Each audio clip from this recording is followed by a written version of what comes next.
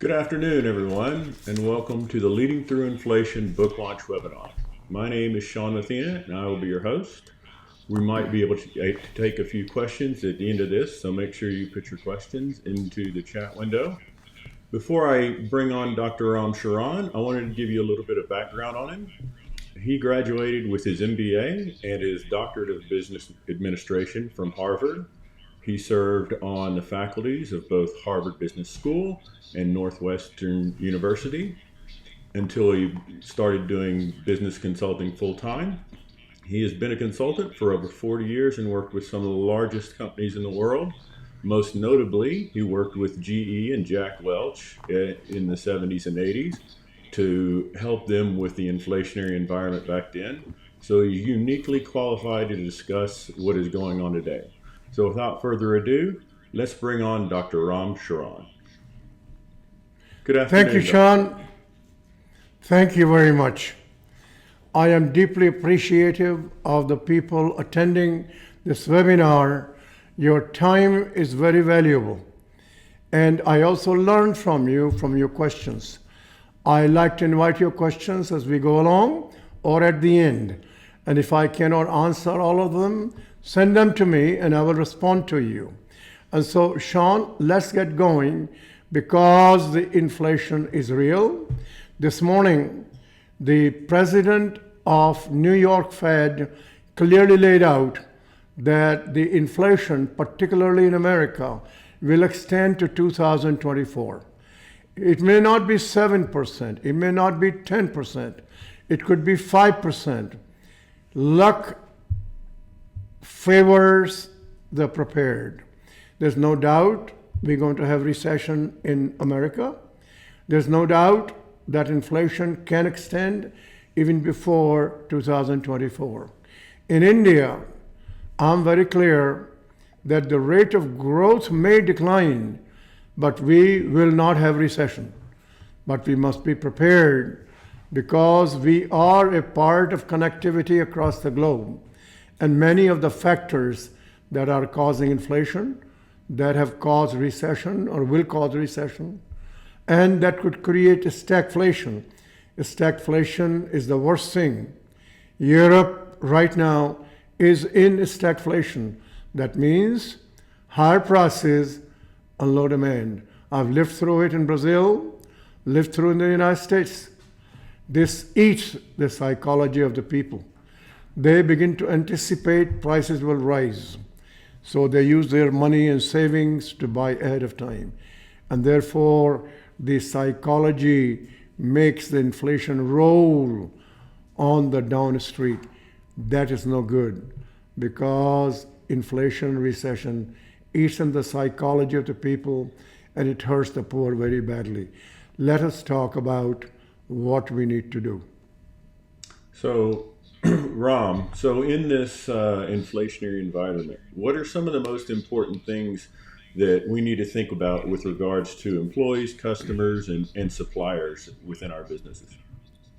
Excellent question, Sean. The first thing, people before strategy. People before numbers. Why? Because only people have the energy, imagination. Only people try to find solutions. And only the leaders of the people and people themselves have the courage to anticipate, not to be flustered, not to be intimidated. And they say, we will look at the adverse circumstances and do that. So item number one is communication to all the employees and partners. Now, communication is a buzzword. We should become specific. What are you sharing? How transparent are you? How specific are you? How are you getting truth? Both from the groundwork as well as from outside. Here, the most important part of the leadership is to scrape websites of the world and see what are the others doing. Who is increasing prices? Who is not increasing prices? What is happening? Communicate pointed, succinct information to all employees. Be inspiring, be to the point, build courage in them, and avoid commiseration. That's point number one. Point number two, inflation eats cash. Same volume, more cash. You manage your company for cash, not for earnings per share. There are two different things. Cash is trapped in most businesses because the value chain has multiple links, and each link has a different kind and different magnitude of inflation. So here, number one, find your cash traps. They are in accounts receivables. They are in discounts in your prices. They are in your inventories. You have too many parts, too many products, too many plants. You have too many marginal customers. They all have cash traps. The key word is simplify, manage for cash, find cash, generate your cash, and learn how to allocate the cash better. Cash is the blood supply of the business. Earnings per share is an accounting thing. If you have fraud in cash, you will know it. Cash is something that anybody can relate to. You don't need degrees to read the balance sheet. Just get your information. Inflation adjusted cash. That's item number two.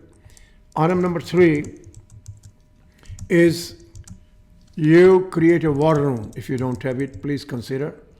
In the war room, you have either daily, weekly, working together, CFO, operations people, selling people, and right now supply chain people, where you depend on the external forces. Here you talk like the generals do in Pentagon. I believe every country has that. The generals spend 2 hours, what happened yesterday, last night, last week, and they spend 1 hour, what are they anticipating next week, next month, next week, next quarter.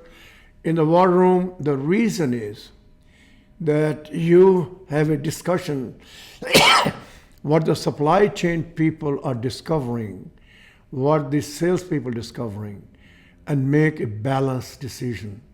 It is like you playing a football where the team moves together going forward. Do that.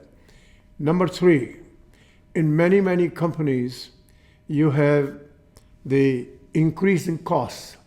So I serve on a board. I'm on 10 boards, by the way, across the globe. And in that board, the CEO presents to the board that he anticipates to have 12% per annum cost for the next 3 years on people cost. You all know how the talent shortages. Now 12% per annum cost for 3 years is more than 45% of total cost. Now you can't cut costs that fast, that deep. It may kill actually the company. So here is the wise coaching I get from the CEOs. They say, don't fret it, don't be frustrated, don't commiserate. This is the reality. And you as leaders, now take a step back. If the cost is going to go 45%, you ask the question, how should we change our business model? Prepare now. It will happen. Because if prices, in your case, are not available to you, and you cost 45, 50%, then you have to change your business model. Plan now, create scenarios, do that. So these are the 4 quick items, Sean. There are more, so I thought I'd take a pause here to your next question. Sure. So I'm sure a lot of companies are worried about their businesses. What are your thoughts on cost cutting in this environment? And what are some targets that companies should focus on, if any? It's a central question all across. We are in America seeing it. 10,000 people going to be laid off in company A, company B, company C is coming. They had extended too much in 2021. This was a zero interest rate environment. A lot of loose money, they expended, overbuilt. They got to take that out. So item number one, communicate, communicate, communicate, and show we take the excesses out. Most employees will applaud that. And define the excesses, be truthful, don't sugarcoat it. Number two is manage by cash, as I said, to reduce the break-even point. Because if the things get very bad, then break-even point will save you. If you have too much debt, and if you are in India and you have a debt in dollars, and the maturity of that is 2 to 3 years, you got to go to work to expand the maturity, and you got to see your cash flow month by month. If that cash flow becomes something what they call illiquid, you may have to sell some assets you have, but don't get into trouble and don't pawn your shares. So I've seen in India where business people pawn their shares, they waited things will be okay, and they have been hurt very badly. So if you're running short of cash, work now how to generate cash. In doing that, you're going to cut costs. How do you cut costs? First, the excesses. Second, you have the too many SKUs, too many variables, too many designs. Simplify, take that out. You will save cash. You will create more productivity. Same thing, you have too many marginal customers. You've been doing it because you could, and you trim the product lines. So here, what we call, and every CEO is teaching me, focus, sharp focus. Be smaller, as one of them put it, fighting fit. And when you go through this in 3 years, your fitness, your leanness, your sharper focus, your energy is ready to win what will be a new economy, a converted economy. And now use the tools of productivity, robotics, automation, digitization. It is not too late yet. If you're not using the algorithms to interpret data, I'm not talking digitization. Many people have done digitization. That means they're able to convert numbers, text, audio, visual into digits. That's physical. It is the managerial use of using the data, finding the patterns, anticipating what's coming. That requires machine learning application, deep learning application. These are now available. If you are in India, we have several firms who will do that for you. They're not expensive. But without managing, without this kind of analysis, and not having the data, and not be able to forecast, then you will be at a disadvantage. So all this is not just random cost cutting. It is not machete, everybody cuts 10%. We should go indirect costs first. We should sow excess costs first. We should reduce the break-even point. We should eliminate the marginal things, clean the attics, and get fighting fit. Save some cash for the silver lining. That's great advice. So you mentioned at the beginning about layoffs, and we're seeing a lot of layoffs within across all sectors. What would your advice be to those people that have been subject to layoffs, and what should they be focusing on during this time? Yes, we are all human beings. We don't feel it until we are the ones who are laid off. That's very important.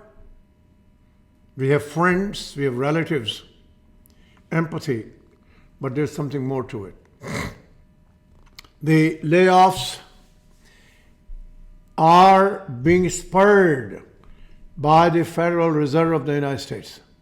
This morning, John Williams, the Fed chairperson from New York, anticipating that the unemployment rate will go to 5.5%. I think it's going to go higher. Now, what is missing is not across the globe. It's not across all industries. Some more, some less. So analyze that 5.5%. Which one may be 8%? and which one may be zero. What is in your sector? What is in your subsector? Which geographical location? Do the analysis. You will be able to anticipate, you will be able to forecast. Now I come to your question. Sure. The first thing I will not. Sorry, go ahead. First thing, I will not do what Twitter is doing. That is inhuman, and that is avoiding the whole respect for human beings. Here, it has to be done surgically, where you don't need a department, where you don't need these jobs. You got to give people the reason that it is not performance-based. It is based on the basis of inflation, outside factors, and that you happen to be the one where this decision has to be taken.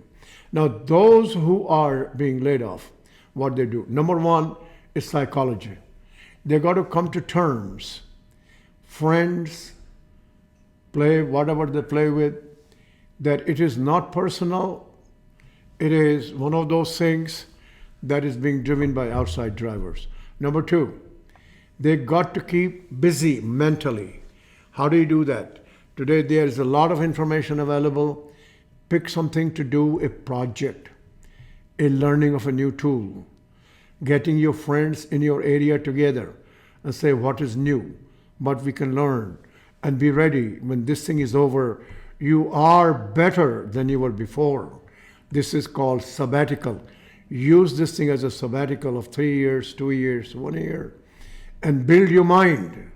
Now, if you are really trapped for money, then you have to find some other ways to accomplish the liquidity you need.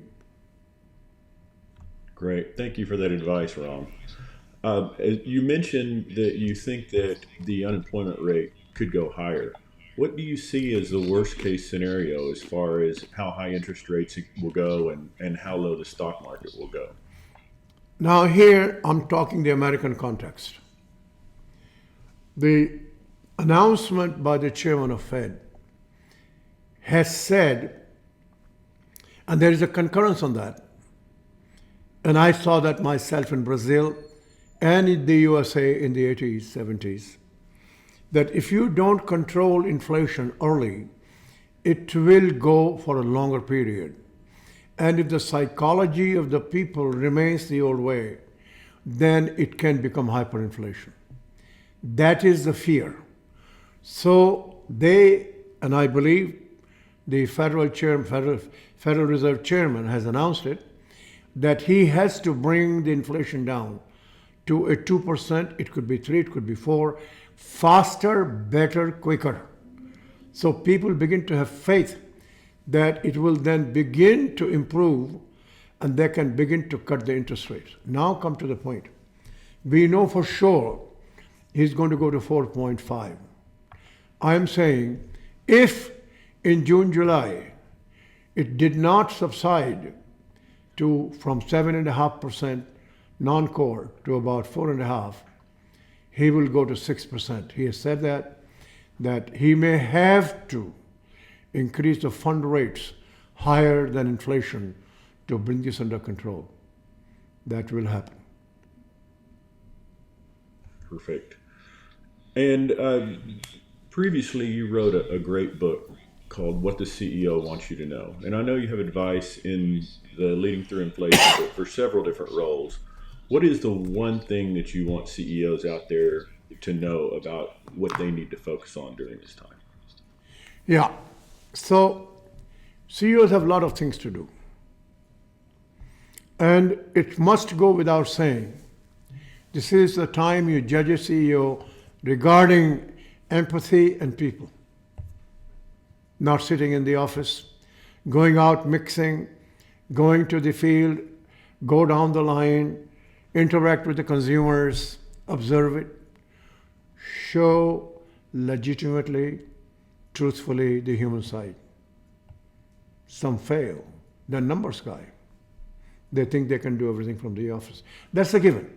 Now, for one or two things in this period, is preparedness.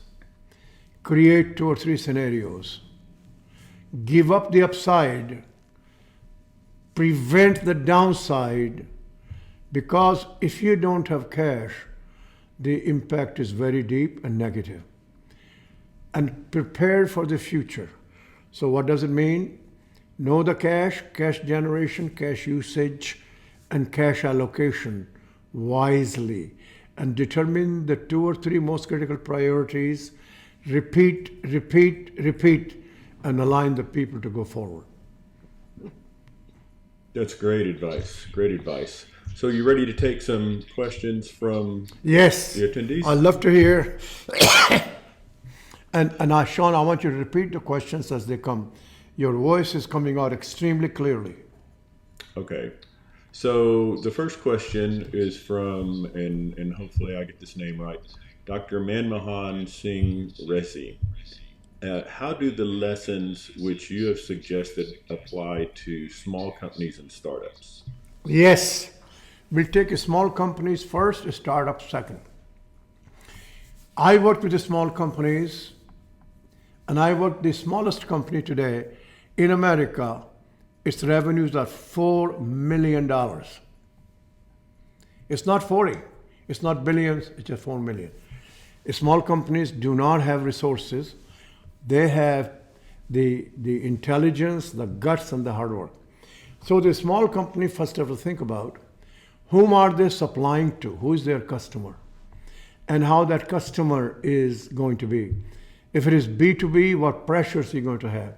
You need a courage, because you got to show to the B2B customers that your ability to service them is to have the right cash flow, right prices, and right timing. You will service. They will help you. So larger companies that are very good companies are now focusing on how to work with suppliers, how to encourage suppliers, how to help them, including financial help. Second is uncertainty is going to be heavier for smaller companies. So here, after I've told about cash, focus further.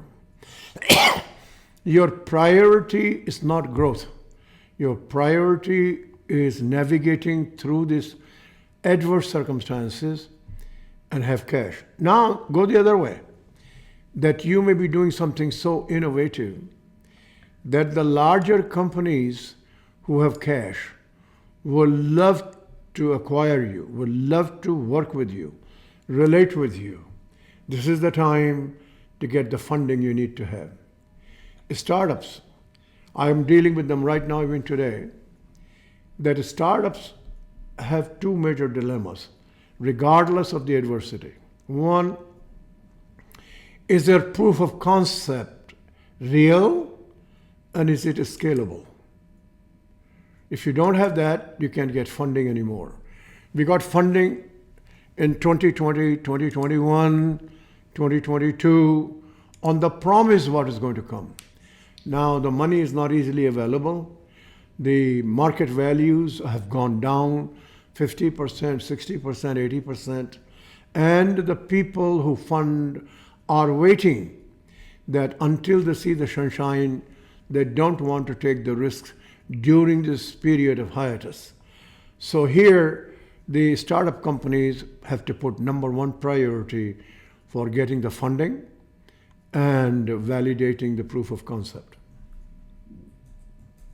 Okay, thank you for that. Another question from Helmuth Lidwig. Great presentation. How do you create a culture that's ready to face the new reality of high inflation in environments that were used to zero inflation for decades? For example, companies that have their headquarters and cultural source in Japan. Yeah. So I'm very lucky to work in Japan. I spend 8 hours with the management team every 2 months with 500 people. So I'm very lucky to learn. I don't know everything. Let me come to the culture part, which I think is the central question. I should segment the management layers, and you segment first the top 2 layers. What is the culture of the top 2 layers? That culture First, the personality. Are they very conservative? Are they too liberal? Are they incremental? Are they bold? Are they decisive or they procrastinate?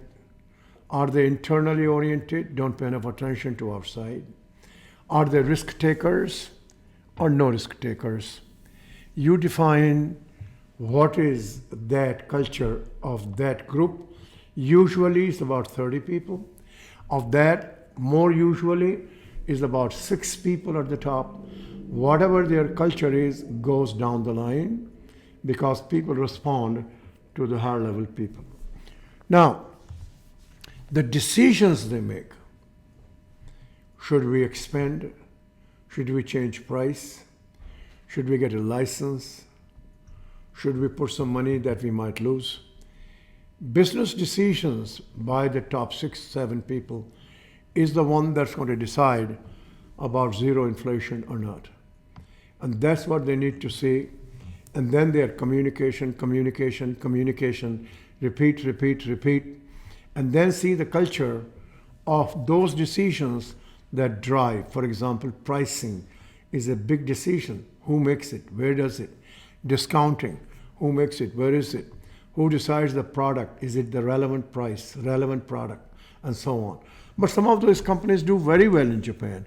I'm a great fan of fast retailing, Uniqlo. Fantastic job. I believe Toyota is fantastic job. I know Nissan is coming through, going forward. So there are some great companies in Japan who are dealing with it. I'm very impressed by Toyota, how they have cut down the development of their software by a cycle of 2/3 of the time and doing it very, very productively. So leadership will drive what makes a difference. We may not have a zero inflation. In fact, as you know, Japan has been in deflation for a long time.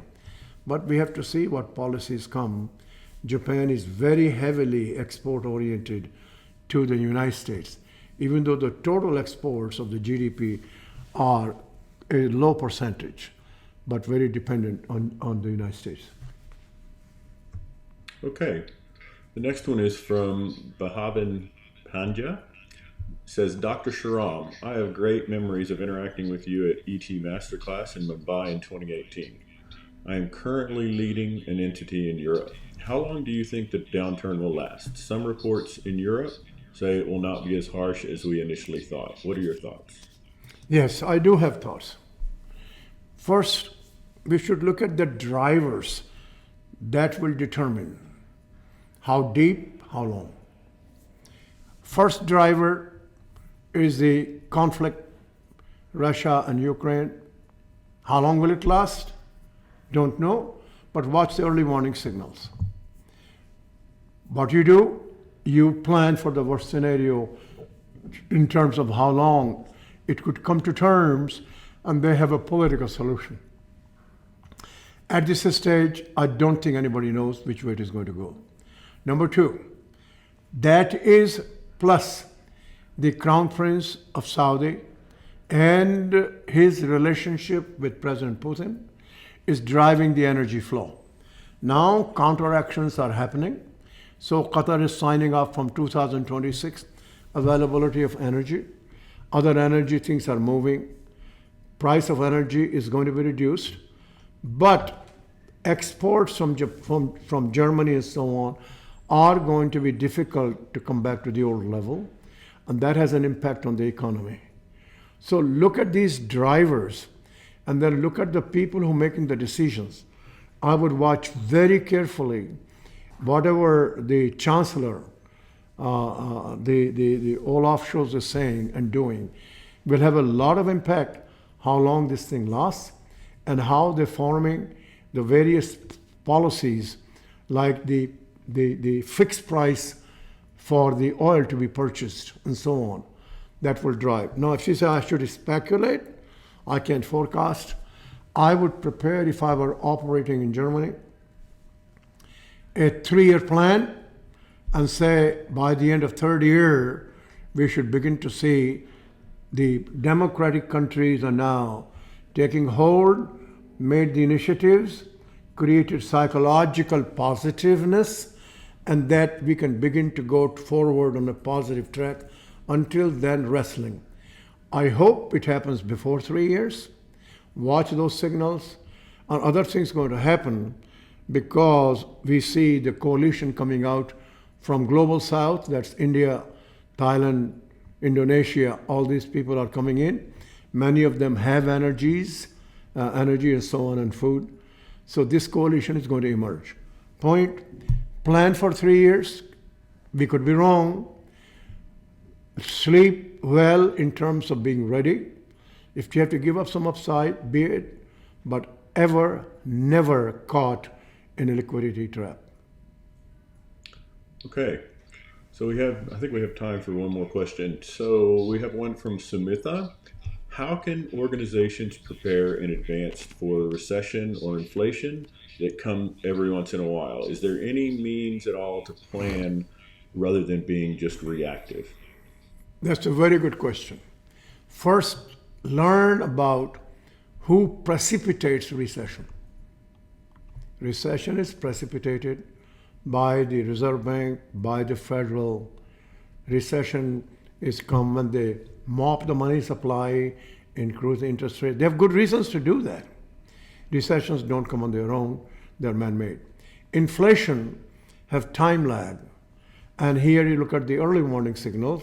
So in the United States, Larry Summers, who's a well-known economist, predicted 2 years ago that all this accumulation of money coming into the economy as zero interest rates, real, it is going to create inflation.